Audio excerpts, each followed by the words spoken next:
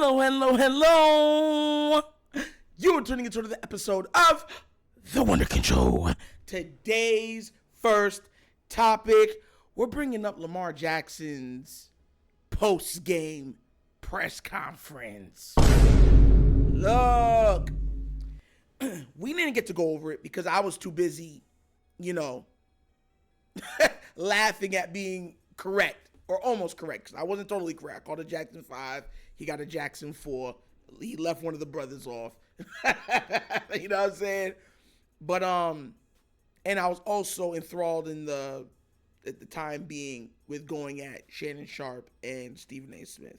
But what I'm going to do is I'm going to play Lamar Jackson's interview.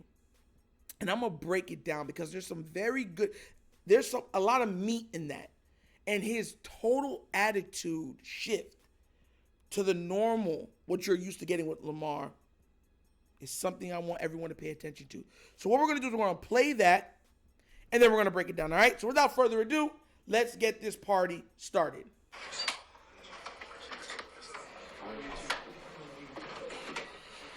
So, Lamar, Lions had the best record in the NFL coming here, and you beat them by 32. What does that say about the Ravens team? When we doing what we're supposed to do, like I always say, the sky's the limit for us, and we just showed a glimpse today, I believe. That means catching the ball. After a performance like this? I believe when you're playing regular season games, you should be okay, with winning. I'm all right with winning, but still regular season, and we made strides for improvement from last week and early on in the season. I believe we did, but he's locked in. It's just one regular season game. He's locked in. Lamar, what does it feel like when you guys in the first half are clicking like that and you're finishing every drive with touchdowns? What is the feeling? What is the confidence level? What was it like today in the first half? Just keep being consistent. Consistency. We had one hiccup. Operative word. Justin. But, we talked about it on the sideline, and we shouldn't be having that problem anymore. That wasn't talking. He was pissed. Stuff like that. That's why I'm not, pleased with the win, because we was trying to strive for every drive we were going to score, put points on the board, but we didn't because of that fumble. But it's pretty good. We got the win, so I'm satisfied. He strived for perfection. About leaving plays on the field, and you guys hit on a lot of big plays today. You lit up the scoreboard. Just what did it feel like to see the offense kind of, at least, I would imagine, getting close to what you guys would want to look like each Sunday? It's pretty good. That's what we expected. That's what we expect out of each other. Our offense to be moving the ball down the field, no problem, and putting points on the board. But we need to just keep being consistent. Yeah. That's the biggest aspect. Consistency. When we spent the whole summer asking you about Monkey's offense, and you told us how excited you were, is this kind of what you had in mind, kind of what you envisioned?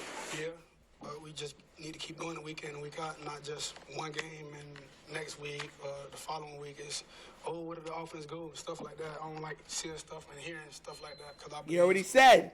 So he's looking to do this same thing next week. You won the coin toss and then took the ball. I'll bring that up later. Fourth down play. How important was that? Do you feel like that kind of set the tone for this game? I wasn't expecting, because all season I don't believe we won a coin toss, and I said this last week when we played Tennessee on the sideline. I'm like, we haven't won a coin toss, and we be getting the ball first every game, But when we won, I was expecting the defense to go out there. And then Snoop told me, we out there first. I was cool with it, but we just had to be focused. And that's what we did today. We was a lot focused, a lot sharp. I believe we just keep doing it. Mark, I talked about the offensive line. It seemed like, especially in the first half, I don't know that I've ever seen you on a regular basis have as much time to throw as you did. Did it feel that way to you? First of all, Detroit got a great defensive line. I believe our offense just blocked their tail off. Mo, Ty, John, Zeitler, Ronnie, those guys just blocked their tail off. And with the timing I had, I just had to get my receivers, tight end, running back, fullback, the ball. You went fullback. Sky's the limit. Patrick Ricard's been balling, guys. Lamar, there were multiple times where you put the defense in an impossible situation. You looked like you were going to run, and then you threw the ball. The big one was to Gus Edwards. Was that you? Was that Coach Monken? Was that schemed up? Actually, yeah. It was schemed up. I'm going to say it was schemed up. We had success with it. It was schemed up. I don't want to give it away, but hats off to Gus for keeping his head up, and doing what he's supposed to do. You know what the crazy thing is? That's the biggest thing. That's the biggest takeaway from this game. A lot of people are stuck in the route of what we did to Detroit. They're stuck in Detroit fans talking smack. You notice I didn't even make a video about Detroit fans talking smack after the game. If you get your butt kicked like that and you're still being like, oh, you have a trash quarterback, you get no respect from me. I'm going to be real with you. So that's why I didn't bring that up. But the biggest difference in this game that we just viewed on Sunday was that it's an old adage that you always used to hear being echoed out of the Patriots locker room. Do your job. Receivers were actually catching the ball.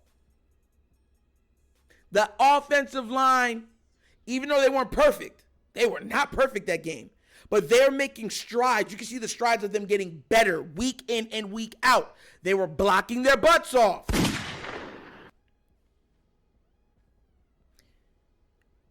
If the players surrounding Lamar is doing their jobs, he doesn't always have to be Superman.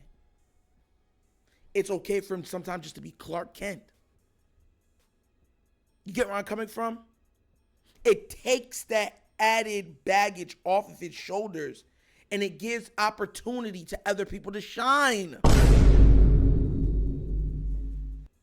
Leading credence that it's no longer the Lamar show. You get where I'm coming from? That's the biggest takeaway from Sunday. Let me tell you something right now. A lot of people are not bringing this up. The one game, like I've said before, that he's had under 70% completion percentage, right, was the Pittsburgh Steelers game, right? I want everyone to understand this right now. If the receivers do their job in that game looks literally like this game. I'm talking to somebody here. I repeat, if the receivers did their job during the Steelers game, this game literally would have been the Steeler game. Because that at this level, that's what you have to do. You have to perform. That's why people wanted other players. I'm hearing everyone's like, oh, are you happy with what's around him now? I want guys that will do the job that's being asked of them. I already know what I get out of Lamar Jackson. He's one of one. When you have somebody like that, listen, if you're a real Raven fan, you know this. There's no real way to contain a Lamar Jackson because he's faster and more elusive than everybody on the field, on top of being one of the best throwers in the entire league. And when I talk about a thrower, oh, I just sit back in the pocket and No, that's not just what a thrower is. When I'm saying a thrower of the ball, Lamar is a natural thrower of the ball. And what I mean by that is he throws like a pitcher. Or even a shortstop being able to change his arm angles. Name only Patrick Mahomes, who is an actual former baseball player, throws like Lamar. Now listen, their mechanics are different because Lamar has more of a whip of an arm. But the weird arm angles, able to throw it all the way out to the side and stuff like that. There's only Patrick and there's only Lamar that's able to do that consistently. That's why I already know what I get out of him. Now, I already said this. The reason why I wanted a Mike Evans is so that all the weight of being the guy wouldn't fall on Zay's shoulders. Everyone say, well, that's why you got OBJ. No, we got OBJ for leadership. He's been there. He's done that. He's been the star. He's won a Super Bowl. He's been the best receiver in the game. Like, you get where I'm coming from? He's done it all. So you're bringing somebody in there to set the path. Am I happy with them this week? Yes. If they could do their jobs week in, week out, I'm going to be happy every week. But you know who's not going to be happy? Because just like I said, I'd bring it up later on in the video during the press conference that we were just showing. When he said, I want this to be week in and week out. and pretty much what Lamar says, we're looking to do the same thing next week. These guys aren't going to be happy next week. Y'all think we forgot, Cardinals? You think we forgot? We gave you a great player in Marquise Brown. Hollywood, nothing but love for him. You know that this platform loves Hollywood. But then you went to go taking shots at my QB. And my QB is looking to do to your team, or worse, than what he just did to the Lions. Or what he could have done to the Steelers.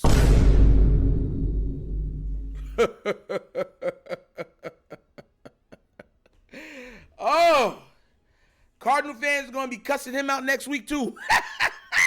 Listen, man, that might get real ugly real quick. But the last thing I'm going to do is I'm going to play one more clip. Because I'm liking playing clips now. I think it adds a different dimension to the channel. And it's not of Lamar, but there's a guy on Twitter, Kevin Ostrich, I believe his name is. And he posted together, because you know we just did the video about Stephen A. He posted the Stephen A. Hypocrisy we were talking about yesterday. So what I'm going to do is I'm going to play the soundbite of Stephen A. absolutely being a hypocrite, and then we're going to close. So check this out real quick, because this is Stephen A. being Stephen A. at his most, like, foolishness. You know what I'm saying? So here we go. Check this out. Let me say this, y'all. The question is, are the Ravens getting their money's worth on Lamar Jackson? No. The answer is no. No! You're Shannon Sharp co-signing. Jackson has to make sure, because we all know he's worth his money because he's box office. You walk through the turnstiles to see him. So I don't know what this debate was about whether or not he's worth his money. Of course he's worth his money. Let me say this, y'all. The question is, are the Ravens getting their money's worth on Lamar Jackson? No. The answer is no. No. The answer is no. You see how, listen, this is why people are going at Shannon Sharp. No! You see how he said that with such emphasis? You see how Stephen A's acting like, I don't know where that even came from. It didn't come from First Take. Don't even remember.